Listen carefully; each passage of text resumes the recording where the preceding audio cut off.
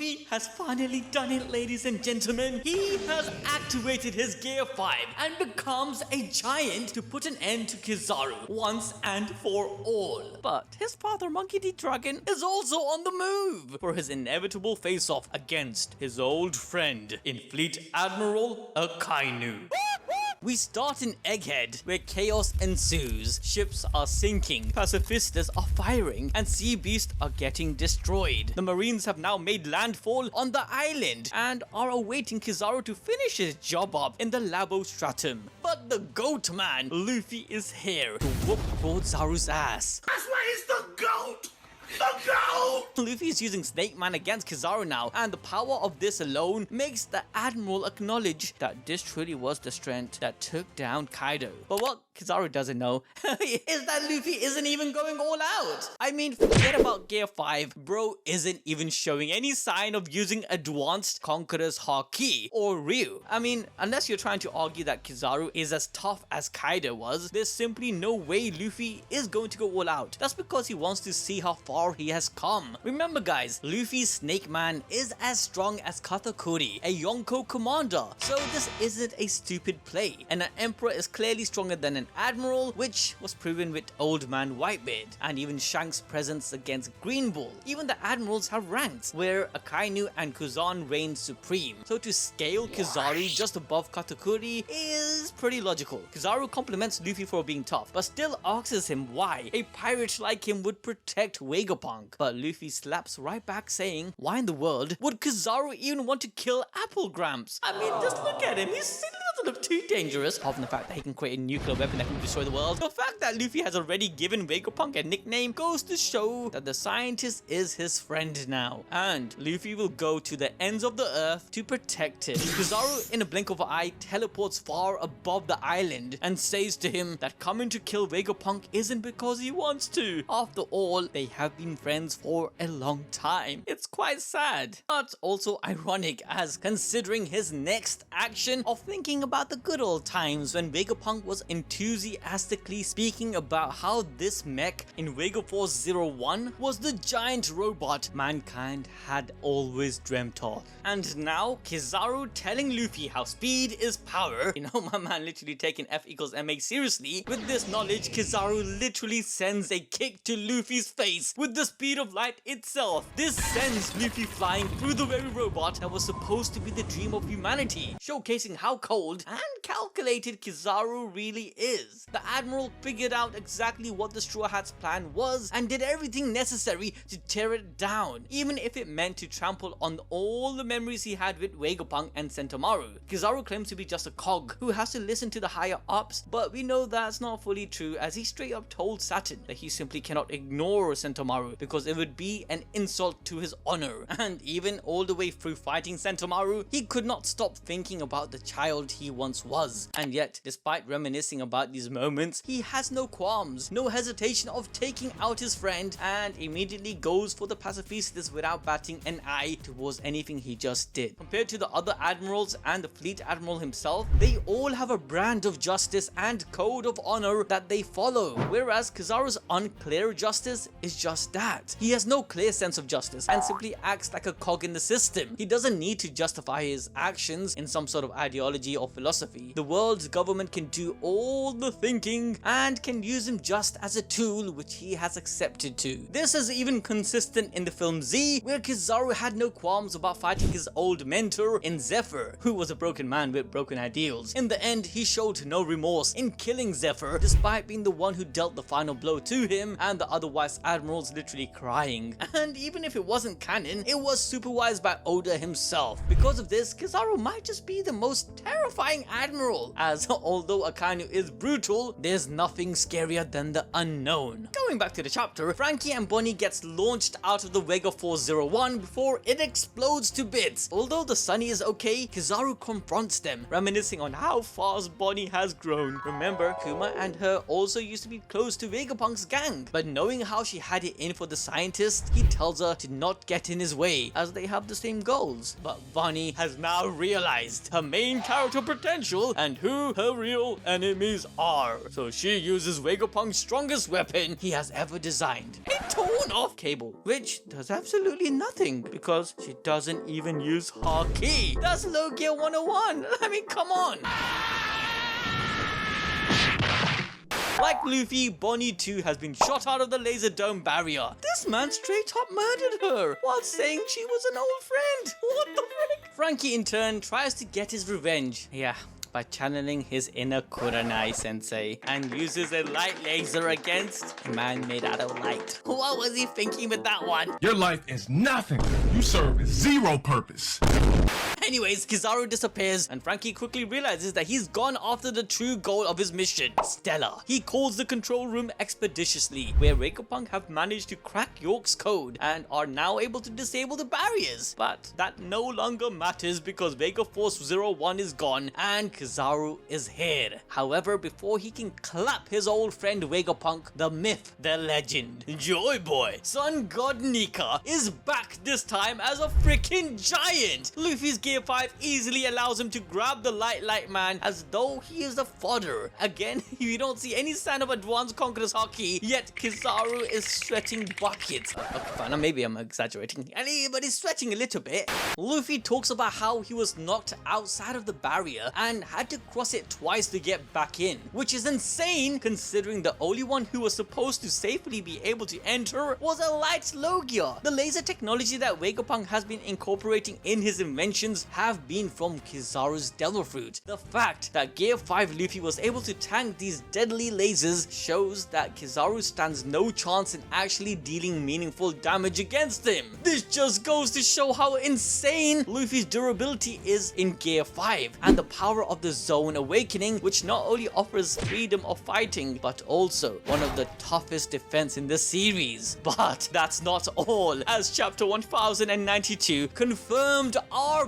balls deep theory on how Luffy's Gear 5 hold the power to unlimited energy. Cause after Luffy activates his Gear 5 and becomes a giant, his drums of liberation also becomes large enough for the whole Egghead Island to hear and resonate to. Before against Lucci, Luffy's heartbeat did not reach that far, but now it has. We see this has an effect on the people around Luffy, with their eyes popping out and everything becoming toonverse. But this same power had a different effect to the ancient robot lying around, which finally powered up after 200 years. Now, on our live stream, James Wallace asked an important question, which is if Luffy's Nika Fruit is the only thing that can power this robot and is the key to the ancient energy source, then how did this robot climb Marijoa 200 years ago when Zunisha said he hadn't heard Joy Boy's drums for the last 800 years? Well, Robin in chapter 1067 brought up the fact that this robot climbed the red line during the same time discrimination against the fishmen rose. This was also the same year the fish people were invited to Reverie for the first time, but for some odd reason it was the last time. Our theory is the reason it was the last time and why discrimination went up was because of the ancient robot's attack. Like Hody Jones 200 years ago, there must have been another faction against the unification of fish people and the humans. And we believe, like Hody, they stole the pills in the Tamate box. But unlike Hody, they understood the true purpose of these magical pills. It wasn't steroids for people, but rather an energy fuel for the technology of the ancient civilization, who were able to utilize their Haki to power their technology. However, the pinnacle of energy was from the Haki of Sun God Nika. Hence, by imbuing his Haki, they were able to create the energy pills. When Hody Jones ate it, Nika's Haki and energy made him stronger, faster, and of course, his hair white. Likewise, after running out of this energy, Hody turned into an old, decrepit man, much like how Luffy does after Gear 5 runs out. So,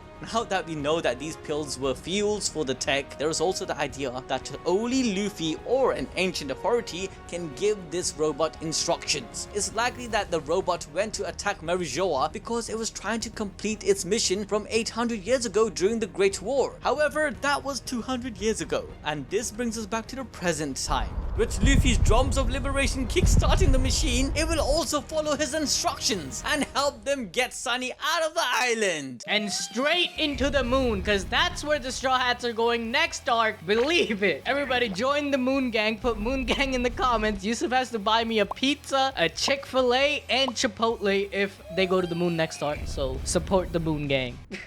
Okay, but seriously, speaking about the ancient robot and how it will replace Vega Force 1's role, we also have to talk about how Vegapunk must have had Kuma extract the robot's memories or will before Kuma himself transitioned his personality into Esper. This isn't far-fetched, as Vegapunk believes non-living objects can be imbued with will and devil fruits. This in turn creates a new personality like we saw with the Straw Hat ship Mary and with the swords like Enma. The memories and will of the ancient robot must have sat with Kuma's original body, and when Luffy finally activated his Gear 5, awakening Joy Boy's return, the robot's will also re-emerged within Kuma after getting all mixed up and hearing the drums of liberation. And after waking up, the first thing it did was resume its original mission, which brings us to Kuma's insane mission to blow up Marie Joie and get to Egghead Island. As the soldiers come in to fight, Kuma ain't having none of this fodder battle, so he creates a giant Ursa shock, blowing the soldiers out of the way. This shock is deceptively huge, by the way. Like, he is standing on a rubble which looks like a whole war just broke out, but it was just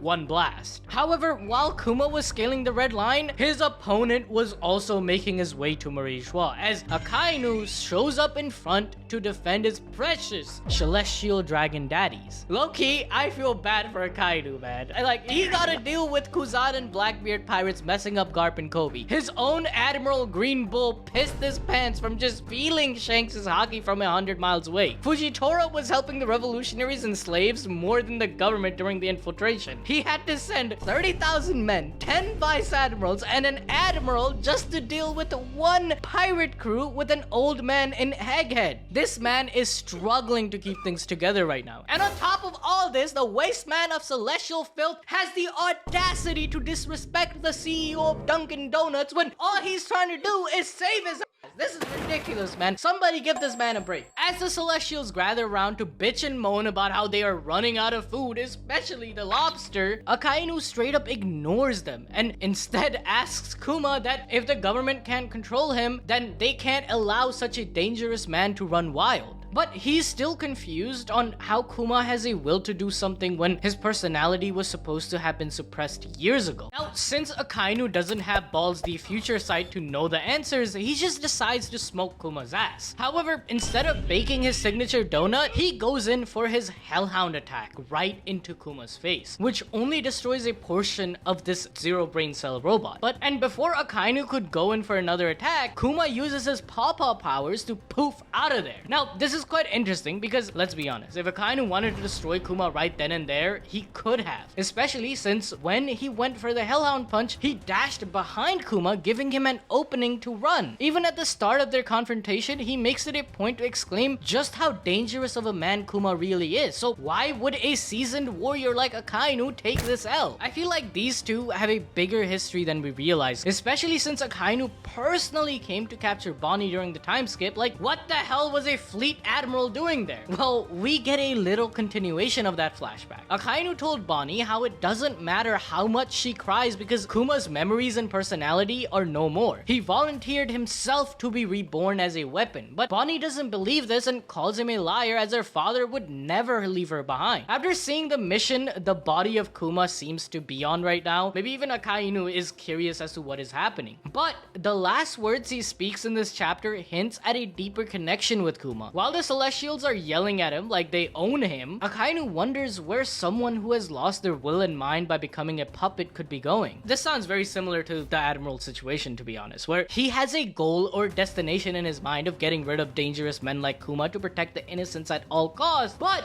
the only path he saw and has embarked on is through the Marines, which has now ultimately made him a puppet of the Celestials. Through his entire interaction, he doesn't even acknowledge the dragons that are yelling staring at him. However, you can see an invisible chain linking him with them through just his action of showing up to defend them as everyone else was busy. However, the real battle Akainu has to go through next might be none other than Monkey D. Dragon. Kuma was with Dragon when he left off to the Red Line. The revolutionaries had just gotten one of their day ones back, so you really think Dragon is gonna let his friend, who has suffered for so long, be sent right back to where he was suffering? No! He is a Monkey D after all. So just like his son is fighting an OG Admiral in Kizaru and his father Garp was fighting another one, being Kuzan, Dragon will complete this trifecta by going head to head against Akainu. This fight might actually be the time when we learn more about the lore of the Green Hockey Man Dragon. Over a year ago, we made a video talking about the links between Luffy and the Hindu god Hanuman, sparked by his Bajrang gun attack. We discovered that Hanuman's dad was the wind deva Vayu, and what happens whenever we see Dragon?